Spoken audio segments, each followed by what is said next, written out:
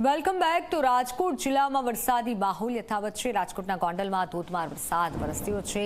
ભારે વરસાદથી માંડવી ચોકની દુકાનોમાં પાણી ઘૂસ્યા।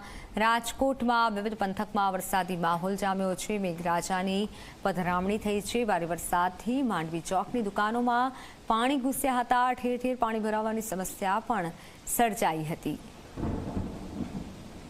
માંડવી ચોકની દુકાનોમાં પાણી ઘૂસ્યા છે। આવા દ્રશ્યો જુઓ કે જ્યાં દુકાનમાં માલ સામાન પણ પલળી ગયો છે।